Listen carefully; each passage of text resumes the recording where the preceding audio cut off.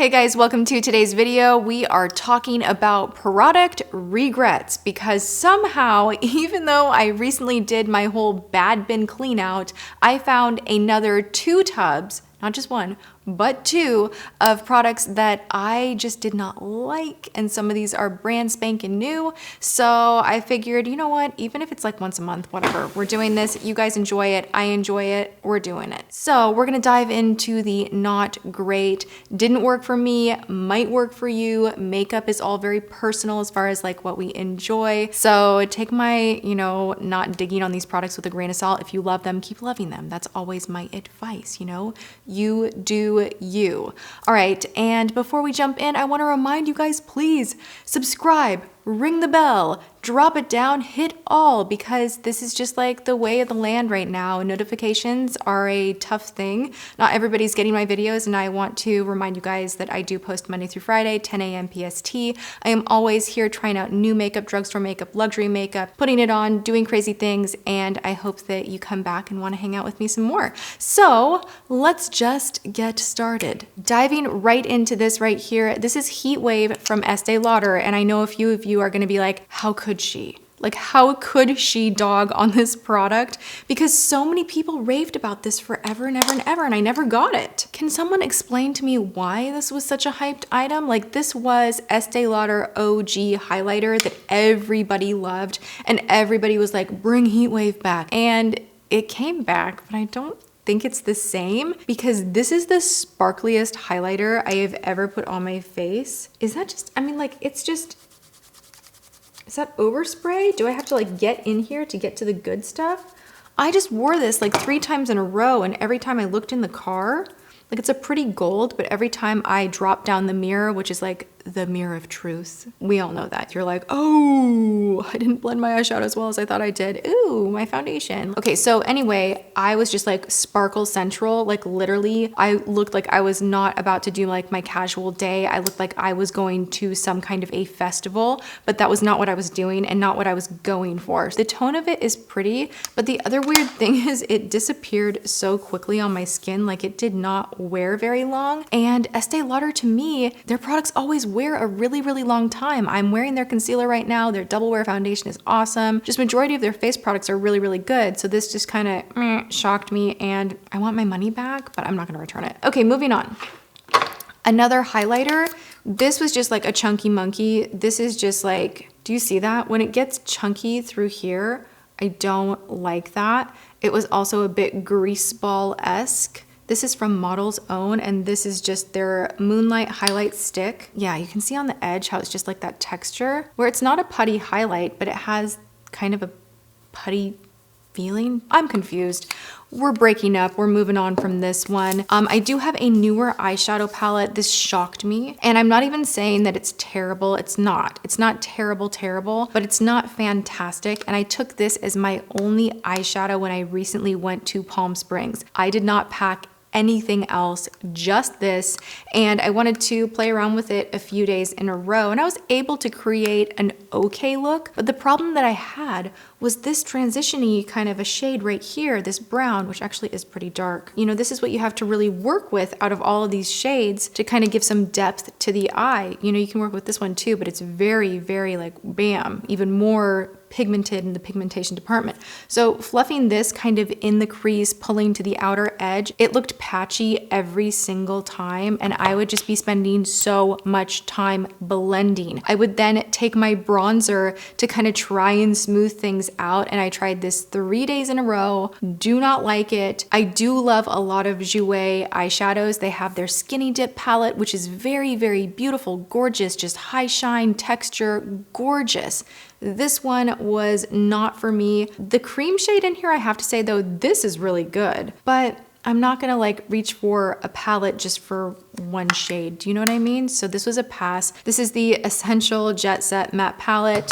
Moving on from there, I have some lip products in here. This is from Buxom, and this is the weirdest thing because the nude colors from this line of product. This is the Plump Line lip liner. I really, really like, and I've been wearing a lot recently. When pulling through my massive collection of lip products, I have spent countless hours just like swatching and revisiting and getting acquainted with all of of that craziness over in the corner, right in that area right there. If you've watched my decluttering of my drugstore lipsticks, that has stayed. By the way, PS, I have all of my, wow, she's scatterbrained today. I have all of my drugstore lipsticks. That's not it. I have all of my drugstore lipsticks right here. I really only kept these. I'll link that video below. So this guy I tried a couple of times, and it's just the weirdest thing because it turns almost fuchsia on me. It's so strange. It swatches like it's this beautiful strawberry shade, and then I put it on my lips and it's almost like more pink, and it does this weird patchy smudgy thing, and I just don't like this. The texture on the darker ones, and then I tried another darker one, they're just not great. However, if you like really like bright nude chunky lip liners that are not super slick and creamy, like this has a little bit of almost a matte feeling to it, then I think you would enjoy these. There is a nice little brush on the other end, but the darker ones are so weird, and I just had to point that out. All right, so Charlotte Tilbury, speaking of mascara and kind of like trying to find the best of the very best, I really want to get another tube of my Dior Iconic Overcurl. I'd like to get the original Charlotte Tilbury mascara, the Legendary Lashes one. Like the first one she came out with was so good. Oh my goodness, false lashes.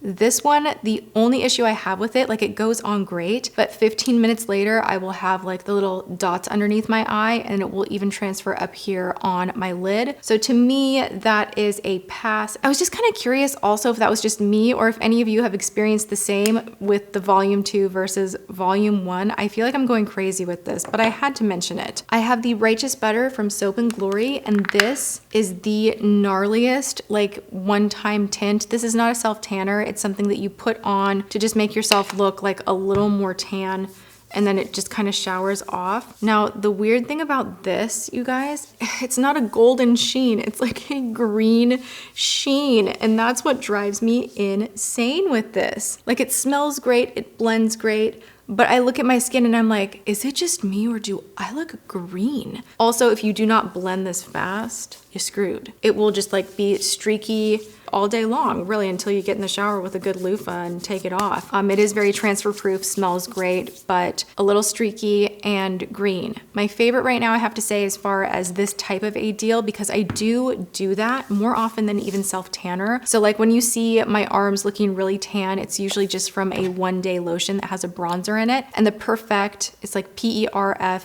space ECT, or right, it's spelled really weird. It's a matte bronzer. I will list it below, but that one is like my favorite. I realized the other day, I was like, you know what? I am done playing around with this. I just want to order like a bunch of those, and that's the only one I'm using because it blends quick, it doesn't transfer, it looks so realistic, super flattering, and the rest of them, psh, they can just like get out of here. Okay,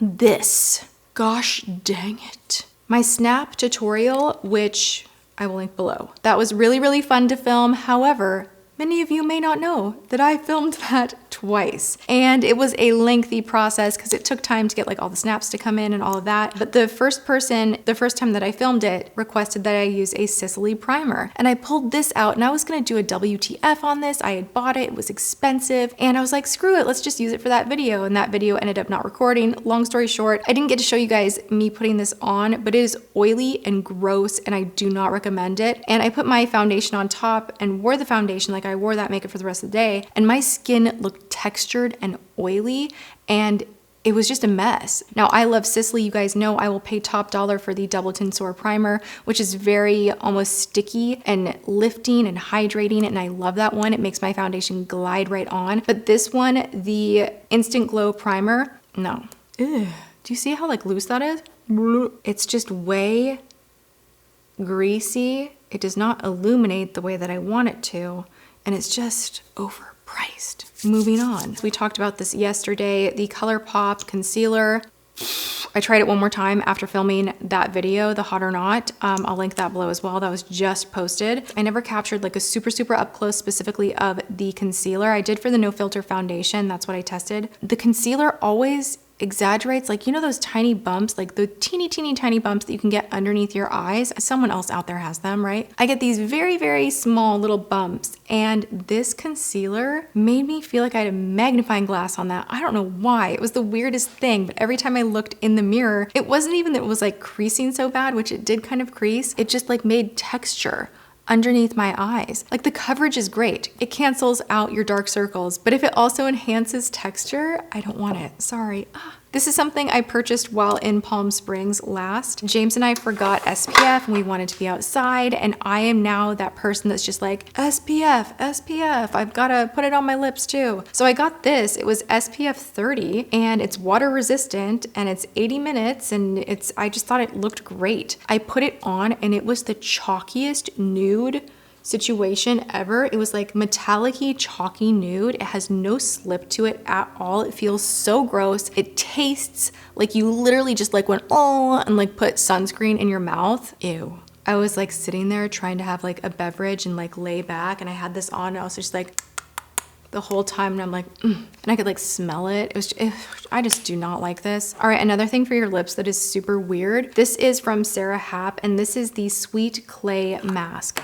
I look like a crazy person whenever I use this, I've tried it. Look how much I've tried this. I've like tried it a bunch. And then I realized one day, I'm like, I don't think this is doing it. Dang thing for my lips. I love Sarah Happ scrubs. I love Sarah Happ's. There's the lip slip. It's like a really thick balm that's just juicy and wonderful and nourishing. This, I don't even know what it does. I feel like it dries my lips out. I'm like, why am I putting clay on my mouth? I don't understand. But I did it for a while, and I actually, visual on this one. Okay, I almost want to like put it on so that you guys can see how like crazy you look. It literally covers your lips like this, but like in a thick kind of pasty way. And James and I got into a little tiff over like something to do with picking something up or running an errand. Like it was a really stupid morning kind of one of those. And anyway, I was full on like in my bathrobe with all this pink stuff all over my lips, and we're, you know, I look in the mirror and I'm like, oh my God, I literally, like, I need to take a seat. Like, this is just, I need to stop because I looked so stupid. We're both kind of laughing at it. All right, I also have this pre-cleanse from Dermalogica. I cannot, for the life of me, remember if I talked about this, but it wound up in a bin in the closet, which is where I keep like the fresh fails. Like I have a bin for like failures I have not talked about. So I'm hoping I haven't mentioned this, but this does not remove your makeup. Like it's a pre-cleanse, but the Shu Umaira and other oil cleansers like that do a much better job. The Elemis Balm Cleanse, Clinique has a balm cleanser. They like get all your makeup off. And I was expecting this to do the same thing, but it just kind of doesn't. So you like put the oil on and then you like rinse your face, and then you just have like black makeup and mascara everywhere and kind of like foundation still, and you're like, well, why am I doing this extra pre-cleanse step if it's not even doing anything? You know what I'm saying? So love you, Dermalogica. They have great stuff if you have sensitive skin. It's just not for me. Simple as that. All right, so I just shared with you guys 1, 2, 3, 4, 5, 6, 7, 8, 9, 10, 11. 11's my favorite number. We're gonna stop there. I have more in this bin, but I don't want this to be like a forever and a day video. So I'm just gonna keep piling up the things that I try that leave me with a bad experience, and we'll continue doing these. If you guys want to see them, please let me know by giving the video a thumbs up. Let me know in the comments. I do listen to you. When you like these videos, I want to make more of them. So you're kind of in charge in a way of stuff that you end up seeing here on my channel, so don't be shy. And if you haven't subscribed, make sure that you do hit that notification bell. Make sure that you have it drop down to all so that you don't miss any of my videos. And I love you guys so much. Thank you for always hanging out with me, whether I'm raving about products or telling you my awful moments in life where they didn't work out. All right, I love you. Thank you so much, and I will see you guys in my next video. Mwah.